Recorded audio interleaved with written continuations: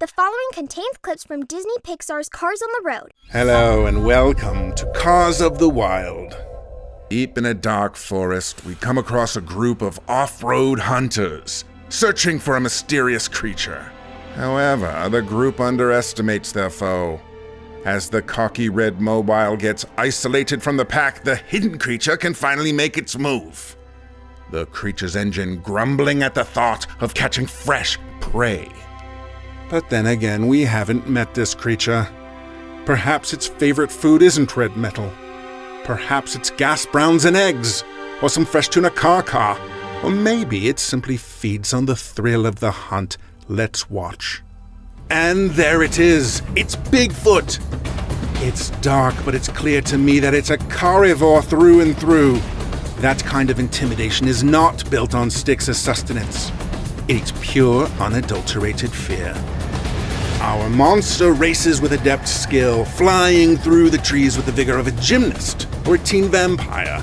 Cornered but agile, the red mobile turns to make a daring escape. Flight kicks in, speed kicks in. Hopefully he doesn't hit that tree. Oh, goodness! Well, I suppose we have learned who can survive on a strict diet of sticks. And with that revelation, we will see you next time on Cars of the Wild. Hello and welcome back to Cars of the Wild.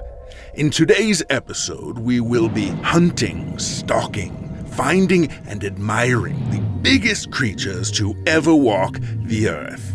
In order to find our massive friends, we must travel back to prehistoric times, when primitive creatures such as these two may have roamed the planet.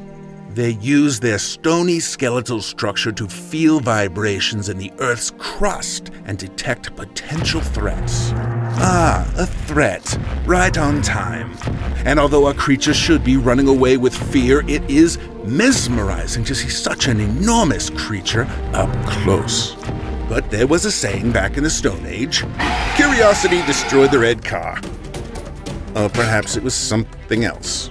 It's a good thing this little red car brought back up the brown creature, and though he may be small, he has evolved with a weapon the monstrous creature doesn't have, a swingy tow hook attached to his buttocks. The red car lands gracefully and the two creatures zoom for their lives. But just when we think it's safe for our cars, nature does the dirty work for us. Our creatures drive off as fast as their stones can manage. In a panic, the small brown creature uses his buttock hook to pull out the red mobile, swinging and thrashing around in hopes of besting these beasts. Well, if monster and prey are both going down, at least it has been a team effort. Perhaps they can hash it out at the bottom. And that's it for this prehistoric episode of Cars of the Wild. Hello and welcome to Cars of the Wild. Today we are exploring what happens when our red and brown creatures encroach on unknown territory, accidentally encountering a group of barbarians in the process.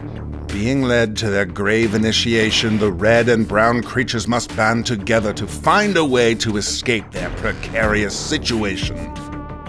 A deadly obstacle course designed to break any car not strong enough to join their ranks. The leader of this pack of brutes emerges, signaling go time. But here we are, following our red and brown creatures, seeing them weave and bob and dodge in barely enough time to remember to breathe. And in every second the creatures avoid becoming the star dish at a Sunday barbecue, there are hundreds, no, perhaps thousands, of cars gathering underneath, watching their performance, rooting for them to be sliced in half by the edge of a razor blade, cheering and shouting and... Where did everybody go? Excuse me. Our creatures cruise out to see their newly minted brethren heading off to something much more pressing. What impeccable timing. While the herd is distracted, our two heroes try to make a speedy exit, only to be immediately caught again and thrown into the front lines of battle instead. Don't worry, we will spare you the grotesque reality of a gassy battlefield this time. Hopefully our red and brown mobile friends will live to drive another day on Cars of the Wild. Hello, and welcome once more to Cars of the Wild. Before you lies the majestic, natural beauty of the salt flats. But look closer and you'll see another side of nature. The part that says, "I'm faster than you are." Observe as the red creature scans the horizon. The keen-eyed viewer will detect that this automobile is looking for something. The opportunity to prove that he is the alpha. Their chassis wiggle in anticipation of action. They begin to provoke one another by slapping back and forth with their circles of rubber. And then, boom! Like a volcano erupting, he blasts ahead, leaving the other in the dust. The red mobile rushes ahead, taking the lead. The brown creature bushes past his competitor, spins around and flaunts his natural beauty. Our two competitors must come to a stop to catch their breath. But like all animals, our creatures' heightened senses alert them to the presence of something else. Unaware, they are about to discover that no matter how fast you are, there's always something faster than you. Another episode, another life lesson. See you all next time on Cars of the Wild. Welcome back to Cars of the Wild. Now, viewer, you may ask why you see a circus before you and not some great natural beauty. But rest assured, there are few places truly wilder than a circus. We searched high, wire, and low for this pack of clowns, fascinated by their absurd habits.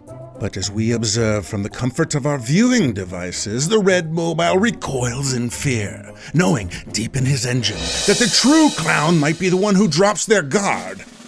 Behold the flying clown car! Watch as he bounces light as a feather yet heavy as steel. Oh, and this peculiar spinning act, we can only imagine what drives them to this. And witness this tiny two-pronged creature tossing the others around like simple scrap metal. In nature, looks can truly be deceiving. And while some sense no danger, the most cautious cars see this spectacle for what it truly is. Oh, but this is exciting! Cars and planes putting aside their natural differences and working together. Bravo! As these majestic creatures fall from the sky, they reveal intense plumage to ward off predators. But should you find yourself distracted by such shows of nature, it may already be too late to discover that it was all an act. Well, that's enough of a spectacle for today. See you next time on Cars of the Wild. Welcome back to another episode of Cars of the Wild.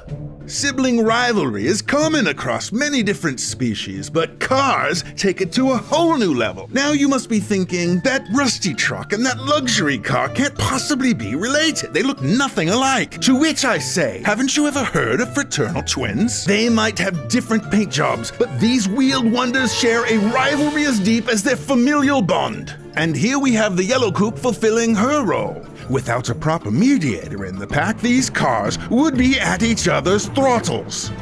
Now this is a rare sight indeed. Two cars perched in a tree like a pair of parakeets. There's more to these vehicular oddities than meets the eye. Look at this, a car flying through the air like a beetle. Yes, top marks. Now this one is guzzling gallons of motor oil. The tank on that one. This species may lack opposable thumbs, but they won't let that get in the way of a good competition. In fact, cars are remarkably crafty with their tires, using them for everything from jumping to climbing to good old roughhousing. Things are really starting to heat up here. This is a house of cards just waiting to crumble, literally. We are entering the final stage of this competition, a staring contest. Who will it be? Who will become the new pack leader?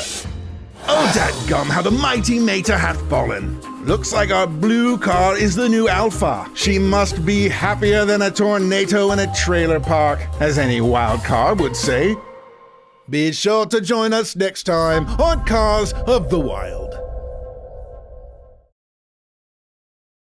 Hello and welcome back to another episode of Cars of the Wild, Halloween edition.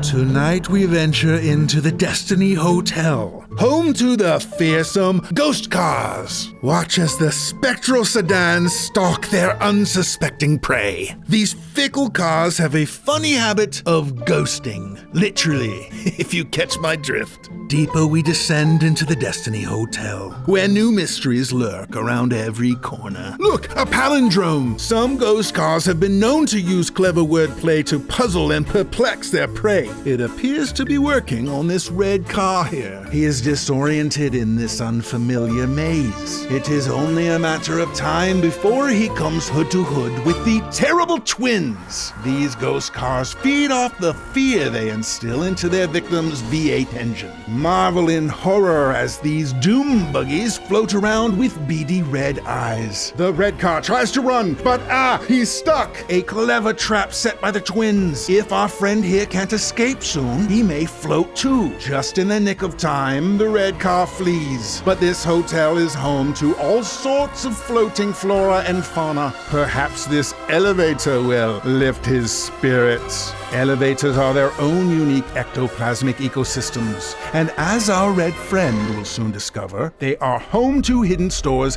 of antifreeze. Why antifreeze? Anthropologists say this substance does wonders for a ghost car's chilly old engine. But it won't help when you're frozen in terror. Now we arrive at the infamous ballroom, a sort of watering hole for all kinds of automotive apparitions. Here we can observe the ghost car in its natural habitat. For these happy haunts, the afterlife is a never-ending dance party. Witness this friendly ghost socializing with our red car by taking him on a spin. This is a sign of great respect in the world of ghosts, but to the uneducated, it is a terrifying display of centrifugal force. Oh no, this is not good. Our red friend has found himself in the presence of the most sinister ghost car of all. The Wraith Rod! This horrifying hot rod burns with the fire of 1,000 SUVs, and his exhaust pipes emit a ghastly green glow. Our red race car can run, but in the end, the Wraith Rod catches up with us all. Well, I dare you to get some shut-eye after that terrible trip. We'll see you next time on Cars of the Wild.